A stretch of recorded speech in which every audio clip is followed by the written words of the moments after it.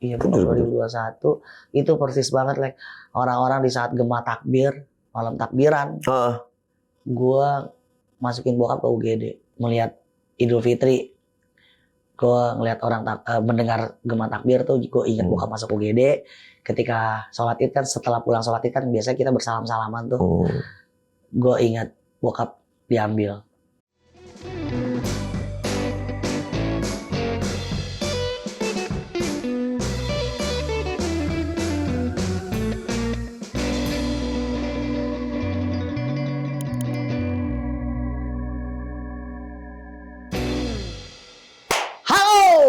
Nadirin dan Nadirot yang berbahagia dimanapun kalian berada.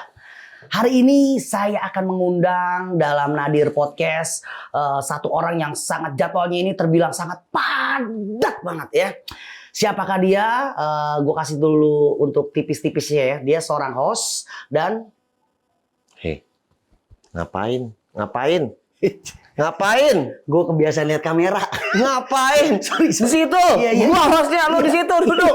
Gue biasa minta tamu. Ketemu tamu buat Alay Error. Thank you Alay. Gila lo, gue jangan ngomong banget.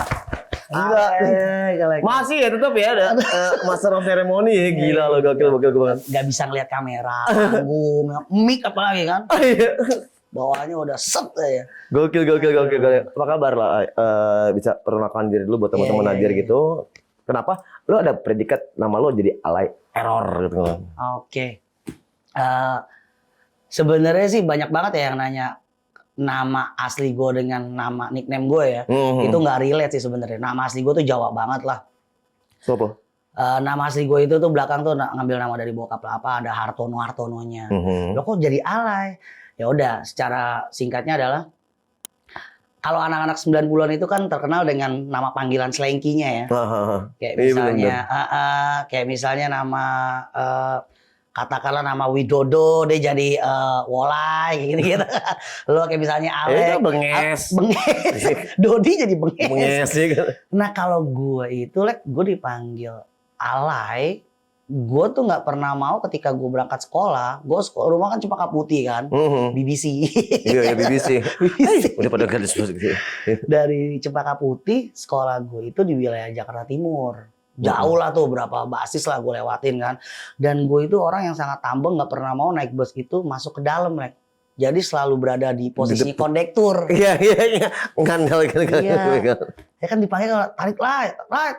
Merapat lah ya, lay. Jadi ke distriknya orang. Oh gitu. Ya udah dengan sendirinya. Jadi gue dipanggil tuh si Alay. Kalau lagi nyerang lawan segala macam. Ya pada era-era jahil. Eranya ya 90 kita kan. Ya udah jadilah nama tuh Alay, belum dengan errornya. Karena ketika error itu tuh pas menjadi MC, tapi bukan pertama kalinya ya berjalannya gue ya. Nah itu gue tanya lu, gue tanya. Lu pertama kali MC dengan udah dapat predikat error atau belum gitu? Belum. Pertama kali MC? Belum. Masih Alay doang. MC? Itu jatuhnya 97 akhir apa 98 itu acara pertama Last Warning. Di poster tuh. Iya. Last Warning yang buat eskru tuh. Anak-anak wilayah Jakarta Timur lah tempat gua sekolah lah ya. Di daerah Pondok Lapa situ. Gua buat di poster kafe sama teman-teman dengan nama Last Warning itu. Ya udah dengan sebenarnya MC-nya nggak gua, MC-nya tuh ada. Oh, tapi lo nyerobot? Enggak, gua IO-nya. Gua anak-anak eskrunya. Gua anak eskrunya. Tapi MC-nya nggak bisa. Kan susah lah ya nyari, wah siapa nih yang MC ini? Gila nih kayak gini untuk ngegantiin posisi MC tersebut itu, karena MC. Udah si Alay tuh bacotnya nyablak tuh, bacotnya setan tuh gitu kan. Banyol tuh. Tapi kan belum tentu orang ngebanyol, orang nyablak itu bisa menjadi MC kan. Ya, belum tentu maksudnya kan. Ya udah gak ada salahnya deh acara teman-teman juga kan. Gue juga deg-degan kan. Anjrit, bandnya band-band dedengkot semua nih. Pada saat itu kan gue ya bisa dibilang ya gue grupis lah di era itu lah. Masih itu first time ya? First time gue tuh deg-degan lah gue kan. Tapi gak taunya berhasil. Ya sampai sekarang ya. Keren. Acara itu berhasil. Udah 25 tahun loh ya udah MC. Iya, 25 tahun MC. Yes. Tepuk tangan dong buat Alay Error. MC underground paling gokil loh dia lo, gila. Kemarin bawa Raja ya, kemarin apa? Rif ya bawa Rif kan? Iya. Rif ya. Sama Andi Rif gue. Sama Andi Rif gokil banget di Hard Rock ya. Hard Rock kemarin. Ya itu sih seperjalanan gue itu sendiri. Ini masih dengan nama ya, ditambahin errornya itu tuh kayaknya nggak catchy nih. Alay doang Alay gitu. doang gitu kan. Ya udah ditambahin error tuh karena gue tuh orangnya konslet. Gilaan lo konslet. Gilaan lo ya. Lunatik lah. Pakein itu aja deh. Gilaan lo gitu. Buset, like dulu kan kalau yang anak-anak sekarang bilang katanya ngebajak bus truk gitu bahaya. Dulu era-era gue yang salah satu pelakunya. Iya, kita Bus pelaku. gue bajak, iya. Kita bukan kontainer segede gaban, kontainernya buat syutingnya Best Jam gue bajak. Nggak segitu sih. Kita pelakunya, ya, kita pelakunya.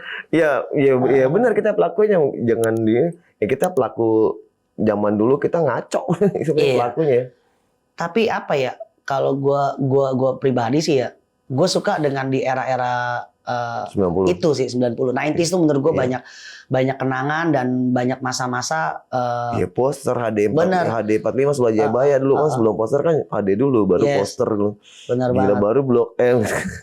Jadi kan sebenarnya kan kalau Blok M maksudnya apa? Stardust.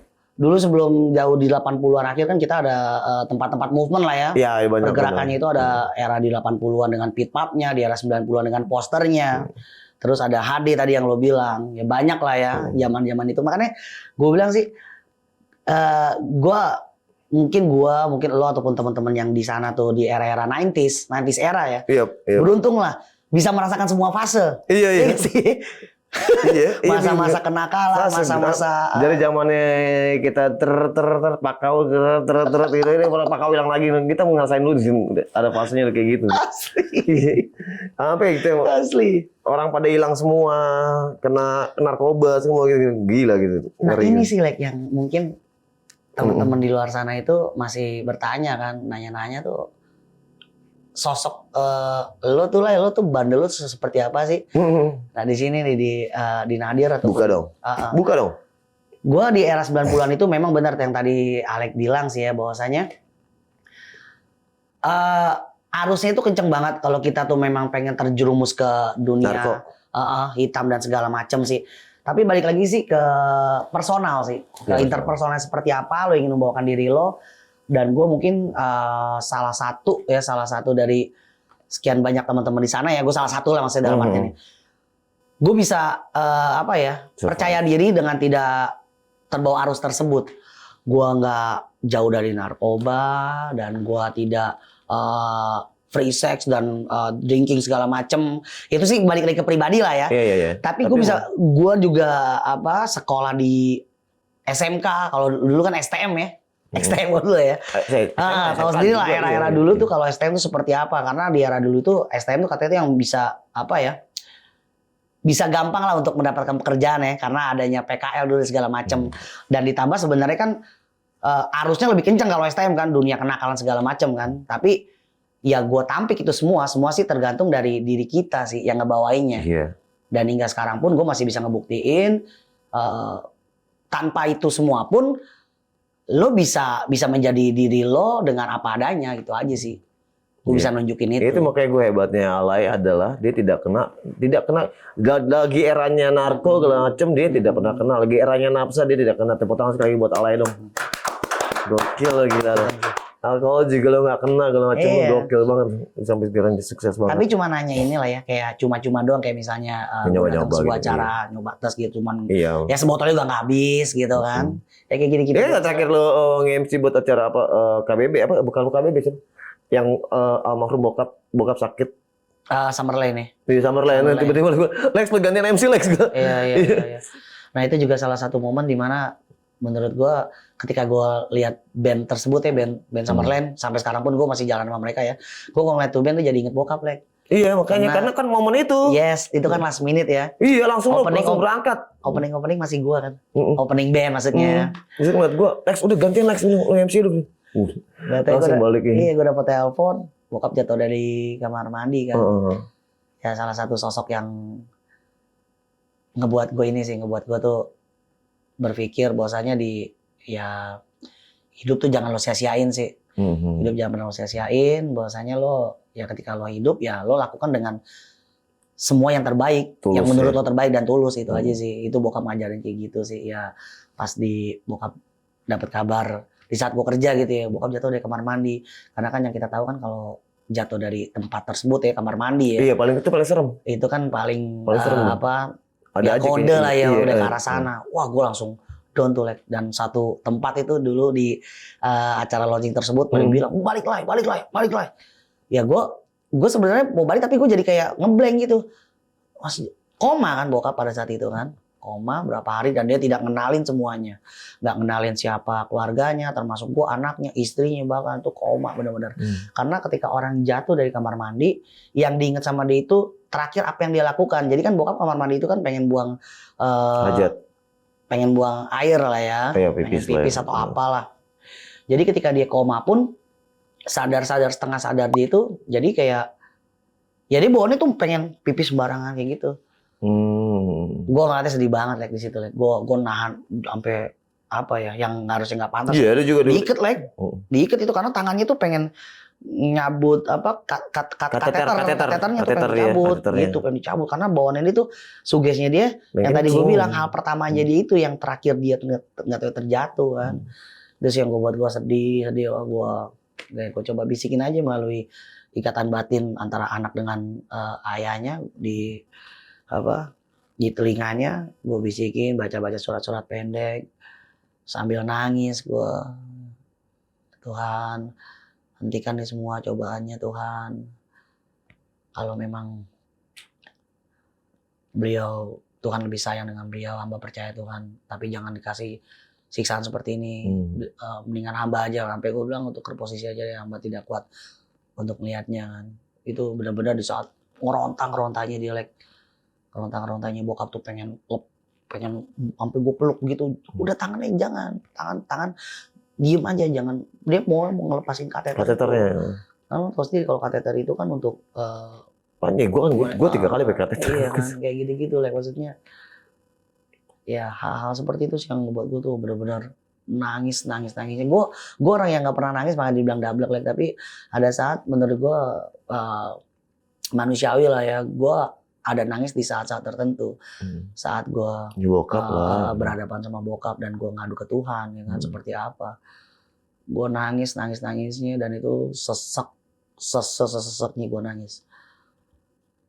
Ya alhamdulillah sih setelah itu berjalan terus gue ikhtiar ya kan, gue coba yakinin gitu loh bahwasanya ini akan lewat. Tapi gue nggak tega banget lihat bokap pakai selang. Ngerasain sakit. Alat bantu semua kan, udah alat bantu semua kan. Bantu semua ya. Itulah yang ngebuat gue tuh berpikir lagi lebih dewasa lagi bahwasanya yang bokap bilang gunakan hidup lo tuh sebaik-baiknya deh. Bijak, jangan pernah bijaksana ya. Yang menurut lo baik aja belum tentu itu diterima orang itu baik gitu. Jadi lo benar-benar lo lakukan dengan porsian lo selama hidup deh gitu ya sih. Jadi gue I do my best lah like.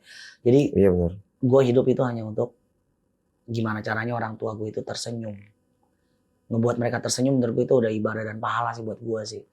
Jadi apa yang gue kenakan, apa yang gue rasakan ya kan, gue pengen orang tua gue juga merasakan. Itu di saat gue masih single ya. Di saat gue udah menikah pun tetap gue terapkan seperti itu. Bokap itu alhamdulillahnya tuh udah sempat melihat gue nikah, gendong anak gue, gendong cucu. Oh iya, udah gendong cucu deh. Karena kan gue 3 saudara kan, like. Gue anak tengah, abang gue di lengkap, adik gue udah nikah, gue belum tuh, masih kasihkan dengan dunia entertain lah kan. Dari abang gue udah punya 2 ponakan, dari adik gue udah punya 3 ponakan dan gue belum. Akhirnya gue menikah, gue punya anak dan ya alhamdulillah tadi gue bilang bokap tuh masih bisa melihat gue menikah, menjadi saksi dan menggendong anak gue. Gitu. Nyokap masih ada alhamdulillah. Ya. Cuman ya itu dia sih lebih biasanya udah nggak ada soulmate jadi kadang suka bengong kayak gitu aja sih. Iya. Ya paling ngerti. Nyokap gue kadang juga. Iya seperti itu ya sih. Maksud gue di sini sayangilah pokoknya deh diri kita dan orang-orang masih ada, apalagi orang tua. Lu akan nyesel dengan sendirinya deh ketika orang tua itu ataupun orang yang sebenarnya itu yang udah melahirkan kita di dunia ini itu masih ada tapi lo sia-siain, jangan. Oke, gue udah ada statement kan, cintailah Tuhan lo sama orang-orang sekitar lo. Orang-orang yang sekitar kita ya orang tua kita atau yang terdekat, cuma cintai lo, jangan pun lo sia-siain gitu. Iya, benar banget ya. Makanya gue dalam hal tersebut ya gue kadang berpikir ketika bokap udah nggak ada ya, bokap itu meninggalnya itu tahun berapa sih? 2000 Oh yang Summerland kan? Abis Summerland Oh, enggak, itu alhamdulillah masih. Enggak, setahun setelah Summerland acara itu setahun ya kan? Wah lumayan lama tuh Lek. Jadi yang pas Summerland itu bokap masih menggunakan alternatif pengobatan. Gua belum pakai medis, belum pasang ring. Oh belum, pakai alat bantu belum? Belum. Setelah Summerland itu baru gua bukan sama keluarga untuk bokap harus ditindak untuk menggunakan ring. Dan itu alhamdulillah tuh masih berjalan lancar. Summerland itu kita lumayan lama, itu 2000 berapa ya? 16 apa 15? Apa lupa. Iya pakai gue juga baru balik dari Papua juga ketemu lu. Paling seperti itu sih. Jadi dengan tindakan pakai ring itu bokap udah lumayan agak sehatan lagi tuh, udah bisa beraktivitas kayak bersepeda kayak gitu-gitu lah, hal kecil lah. Ya di situ sih menurut gue berjalannya, tapi akan ada saatnya kan. Nah saatnya itu 2021 bokap. Iya bokap 2021 itu persis banget like orang-orang di saat gema takbir, malam takbiran. Gue masukin bokap ke UGD. Oh baru dong berarti itu kan 2021 kan juga belum lama. Iya.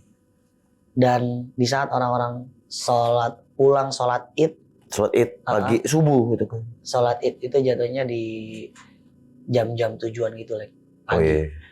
Itu jadi gue seharian semalam gue di UGD semalaman terus sampai dapat kamar, dan bokap tuh udah mulai kolaps lah ya. Kolaps gitu. Dan meninggalnya bokap itu setelah orang-orang pada sholat id. Jadi gue kalau after sholat id gitu. Yes. Jadi melihat Idul Fitri, gue ngelihat orang mendengar gema takbir tuh gue ingat bokap masuk UGD. Ketika sholat id kan, setelah pulang sholat id kan biasanya kita bersalam-salaman tuh. Gue ingat bokap diambil. Itu gue dari bokap masih ada ya sampai sakaratul maut tuh gue mungkin dia terus sampai dia nggak ada. 2021. Jadi benar-benar tuh setiap momen-momen Idul Fitri ya, ke depannya gue pasti akan mengingat itu sih. Itu kan di kehidupan lo. Kalau di gue pengen tahu titik terendah dalam sistem pekerjaan lo. Lo pernah nggak ngalamin titik terendah dalam hidup lo? Tapi di sistem kerjaan lo ya, lo kan sebagai seorang master of ceremony yang paling kondang ya. Lo pernah nggak ngalamin titik terendah lo kayak misal kemarin kan pandemik kan macam kan nggak ada job segala macam lo anjing kan gitu kan. Menurut gue ya dengan pengalaman kemarin pandemi sih ya. Kita kayak ada di dunia lain, titik nadir, massal, secara massal ya, yang menurut gue fair ya. Drop semua ya. Flat semua lini dan semua. Flat iya. Gak ada kerjaan. Dan kalau gue pribadi sih pada saat itu sama mungkin seperti teman-teman di luar sana yang banyak terbuang waktu sia-sia dengan apa yang udah dia lakukan. Dia lakukan, dia udah coba planningin segala macem. Gue married 2018 ya. Terus at least 2 tahun ke depan tuh langsung pandemi ya, 2020 iya, ya. Iya benar ya, 2020 ya. Dan anakku masih kecil ya kan. Terus jeder tahu-tahu pandemi yang mana semua apapun yang berkaitan seputar kita mencari profesi kita di situ ya. Nggak ada mic, nggak ada uang bahasa gitu lah kalau gue ya. Nggak ada mic, nggak ada uang nih. Nggak ada bisa dikerjakan lah atau apalah mungkin kan. Jika nggak ada event. Iya makanya gue bilang nggak ada event kan. Nggak ada event seperti itu. Itu kena semua, termasuk gue kena juga. Sampai-sampai ya sedihnya gue di pas saat pandemi ya. Plus minus pasti ada ya dalam tiap musibah kalau menurut gue ya. Gue melihatnya itu adalah kita menjadi tahu sih siapa yang di depan kita, siapa di belakang kita dengan ada pandemi itu. Iya, siapa yang benar-benar fake gitu kan, ngebantu di saat kita benar-benar real, itu, pure. Siapa yang tadinya arogan, pandemi itu ngebuka tabir semua sih kalau menurut gue. Iya benar. Itu plusnya. Kayak ibaratnya lo camping baru kelihatan semua teman-teman yang baik teman-teman. Iya benar. Siapa yang bisa ngebagi di saat kedinginan ya kan, di saat kesusahan dan segala macam, saat yang membutuhkan. Pandemi menurut gue belajar banyak sih kita semua dari pandemi, termasuk gue sampai memanuver kayak kayak gue dagang ini waktu itu dagang gimbot Game Game Boy dulu ya. gitu. Ya nggak seberapa sih keuntungannya, cuman itu bisa gue bertahan untuk gue beli susu anak. Survive ya buat. Iya. Gue beli susu anak, terus ketimbang gue minjem, ya nggak seberapa, diomongin di luar sana bikin gue tajem, kemudian gue usaha, ya kan, dengan tabungan yang bukan bayar tapi tipis banget, banget, pas-pasan, tapi kita mencoba untuk Tuhan nggak akan ngasih ujian ataupun cobaan di luar batas kemampuan lah ya dari umat itu sendiri. Gue mencoba mindsetnya seperti itu, cuman kadang kan ya nggak sesuai sama expect kita kan, tapi gue lakukan terus. Gue dagang gimbot, bini gue selalu dagang makanan yang mana ya lo tau lah, like bisnis makanan kayak gitu-gitu paling cuma nanya di awal, kedua, ketiga orang beli, that's it lah, gitu aja palingnya gitu-gitu doang sih kan. Ya sampai yang paling parahnya sih gue ngegade mas kawin gue, like. Oh iya, gue juga udah hilang. Mas kawin gue gade, padahal gue pribadi menanamkan adalah satu hal yang berkaitan sama pernikahan ya. Itu kan suci itu sebenarnya. sakral, suci. Asli itu holy banget. Dan ternyata ya itu dia tadi gue bilang di luar desperate banget ya, udah desperate banget ya, udah aduh gue punya duit, akhirnya gue kita gade. Malunya double, like. Gue malu sama diri gue sebagai imam, gue malu sama istri gue dan anak gue malu sama dunia lah.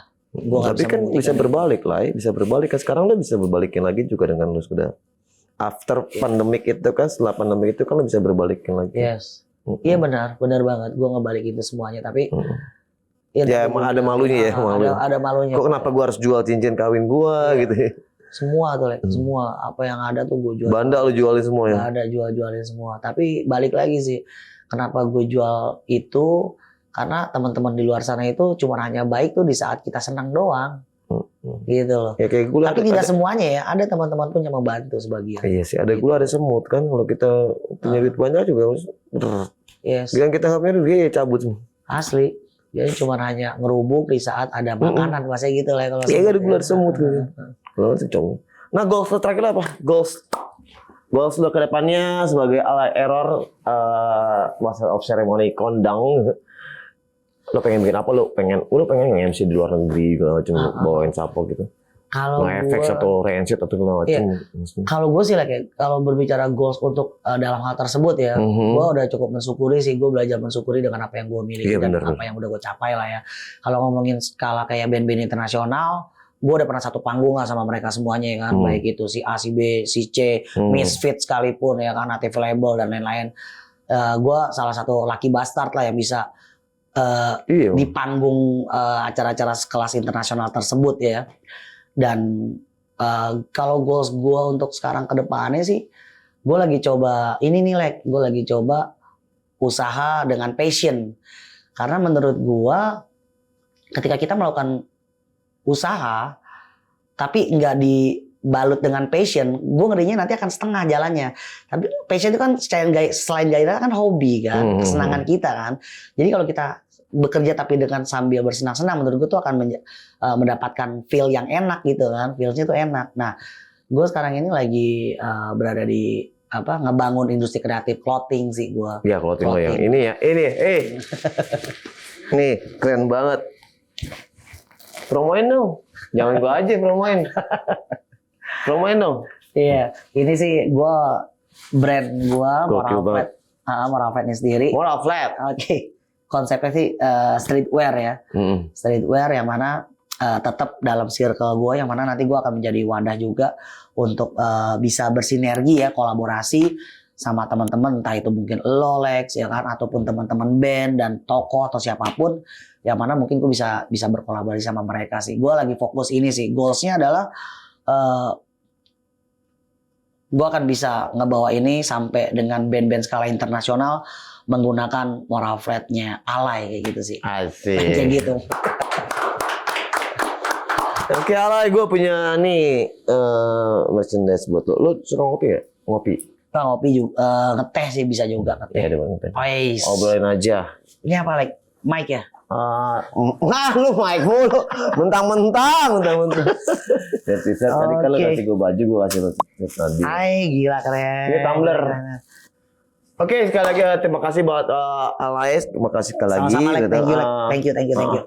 Buat teman-teman Nadir, kalau misalnya ada yang mau bicara segala macam, tinggal di bawah komen ini aja, bla bla bla bla bla. Tapi jangan lupa untuk subscribe, like, comment, and share banyak-banyaknya segala macam. Dan sekali lagi terima kasih buat tim semuanya ada Dodi, ada Galuh, ada teman-teman, ada Rira segala macam. Terima kasih. Thank you.